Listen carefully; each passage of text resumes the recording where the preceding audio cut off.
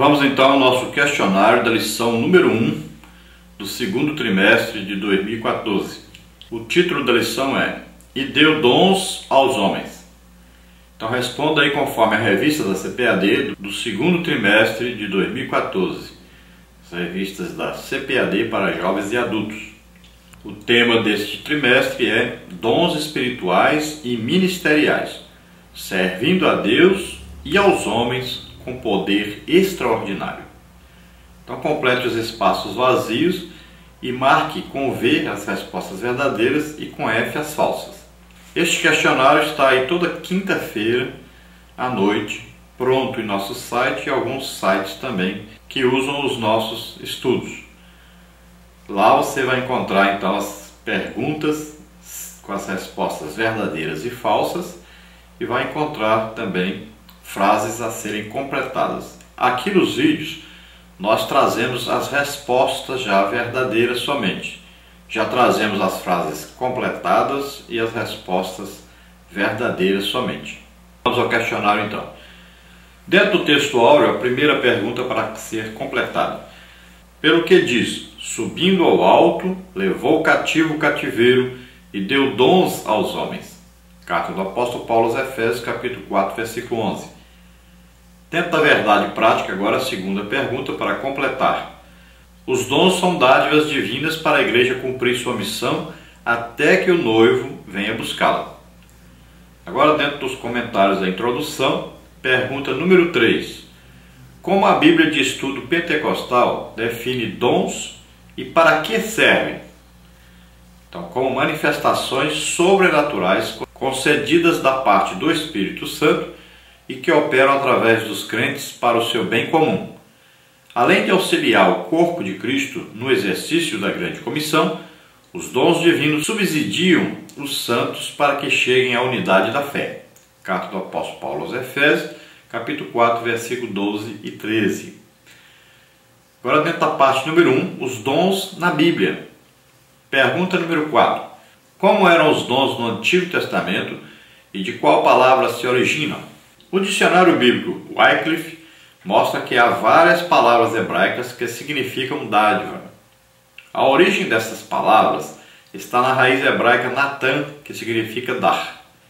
Podemos afirmar que no Antigo Testamento há vislumbres dos dons divinos concedidos a pessoas peculiares como reis, sacerdotes, profetas e outros. Todavia, os dons divinos não estavam acessíveis ao povo de Deus na Antiga Aliança, como observamos no regime da Nova Aliança. Pergunta número 5. Como eram os dons ao longo do Novo Testamento e de qual palavra se originam? O dicionário bíblico Wycliffe informa ainda que ao longo do Novo Testamento a palavra dom aparece com diferentes significados que se relacionam ao verbo grego didomir. Este verbo representa o sentido ativo da palavra dar em Filipenses 4,15. Na Nova Aliança, os dons de Deus estão disponíveis para que a Igreja, em nome de Jesus, promova a libertação dos cativos, ministre a cura aos doentes e proclame a salvação do homem para a glória de Deus. O Novo Testamento também deixa claro que todos os crentes têm acesso direto a Deus através de Cristo Jesus e, por isso, podem receber os dons do Espírito. Pergunta número 6. Para sermos mais didáticos e eficientes no estudo a respeito dos dons, em quais partes devemos dividir este assunto? Então, em 3 categorias principais: dons de serviço, dons espirituais e dons ministeriais. Esta divisão acompanha a classificação dos dons conforme se encontra nas epístolas paulinas aos Romanos, 1 Coríntios e Efésios, respectivamente. Insistimos, porém, que esta classificação é apenas um recurso didático, pois quando o apóstolo expõe o assunto em suas cartas, ele não parece querer exaurir os dons em uma lista, antes preocupa-se em exortar os irmãos a buscá-los e usá-los para encorajar, confortar e edificar a Igreja de Cristo, bem como glorificar a Deus e evangelizar o mundo. Agora dentro da parte 2, os dons de serviço, espirituais e ministeriais. Pergunta número 7. Quais são os dons relacionados ao serviço cristão e onde estão listados? Então, em Romanos 12, o apóstolo Paulo admoesta a igreja, lembrando-a de que o membro do corpo de Cristo não pode se achar autossuficiente. Assim como o membro no corpo humano depende dos outros para exercer a sua função, na igreja necessitamos uns dos outros para o fortalecimento da nossa vida espiritual e comunhão em Cristo. Por isso, a categoria de dons apresentada em Romanos 12 traz a ideia da manutenção dessa comunhão dos santos, pois ao falarmos de serviços, subentende-se que quem serve está prestando serviço para alguém. Observe os dons de serviço listados por Paulo em Romanos: ministério, ofício diaconal, exortação, encorajamento, repartir, presidir e exercer misericórdia. Note que esses dons estão relacionados com uma ação em prol do outro, do próximo. Portanto, se você tem um dom, deve usá-lo em benefício da Igreja de Cristo na Terra. Pergunta número 8. Quais os dons espirituais e como Paulo os vê? Acerca dos dons espirituais, não quero, irmãos, que sejais ignorantes. Primeira carta do apóstolo Paulo aos Coríntios, capítulo 12, versículo 1. Os dons listados em 1 Coríntios 12 são palavra da sabedoria, palavra da ciência, fé, curas, operação de maravilhas, profecia, discernimento de espíritos, variedade de línguas e interpretação de línguas. Apesar de as manifestações sobrenaturais pertencerem ao mundo espiritual, isto é, a uma categoria particular da experiência religiosa do crente, o apóstolo Paulo desejava que as igrejas, e em especial a de Corinto, conhecessem algumas considerações importantes sobre os dons espirituais. Pergunta número 9. Qual era a característica predominante em Corinto, segundo o comentário bíblico Bico, da CPAD, apesar dos dons ali operantes? Então era a vida pregressa dos membros envolvidos com a idolatria. Muitas manifestações espirituais da igreja lembravam a experiência mística das religiões de mistérios. Pergunta número 10. Os coríntios precisavam ser ensinados de forma correta sobre a existência dos dons e de sua utilização dentro do culto e fora dele. Por que devemos ensinar sobre os dons? Então, à luz da palavra de Deus, devemos ensinar a respeito dos dons espirituais para que a igreja seja edificada.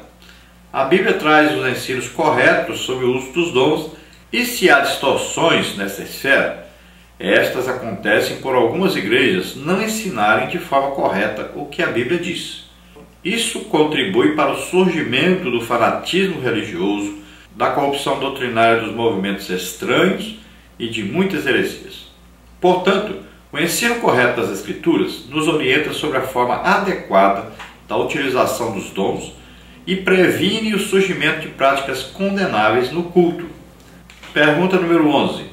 O que a Bíblia ensina sobre os dons ministeriais?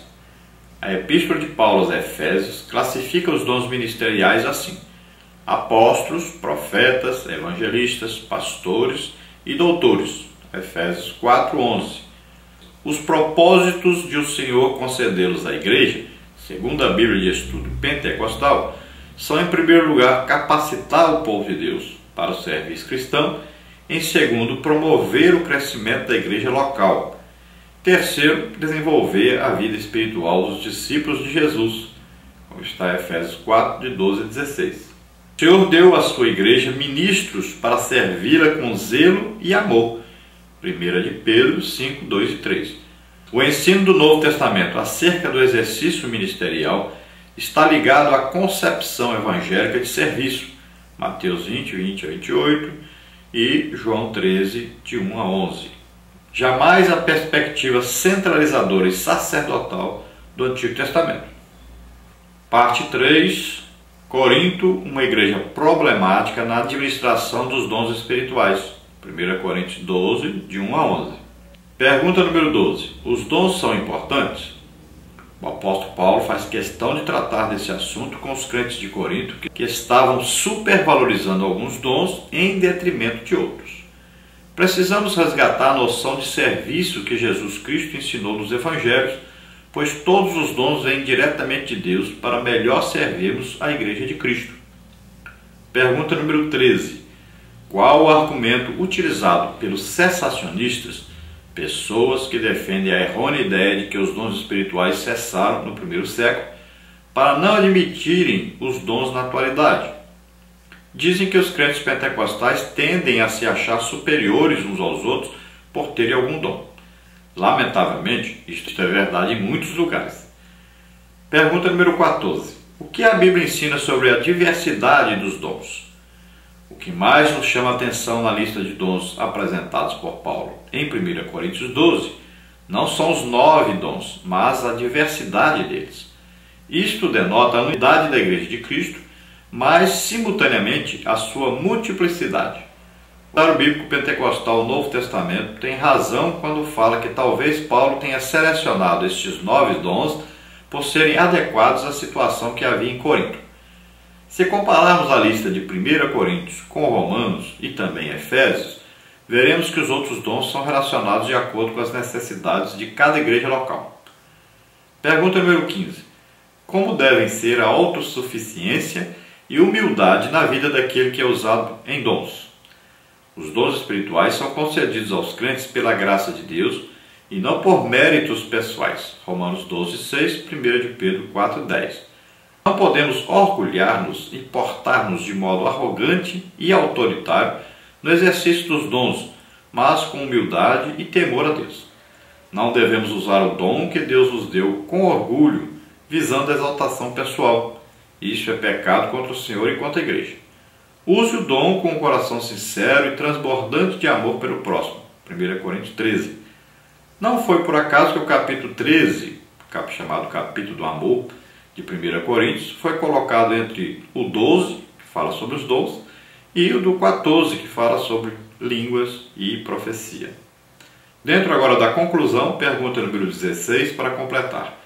O estudo dos dons de Deus aos homens é amplo e nos apresenta recursos pelos quais podemos servir ao Senhor e à sua igreja. Esses dons são para os nossos dias, pois não há na Bíblia nenhum versículo que diga que os dons espirituais deixaram de existir com a morte do último apóstolo. Portanto, busquemos os dons do Espírito Santo, pois estão à nossa disposição. Eles são exemplo da multiforme graça de Deus em dispensar instrumentos espirituais para a igreja na história. Glória a Deus, aleluia.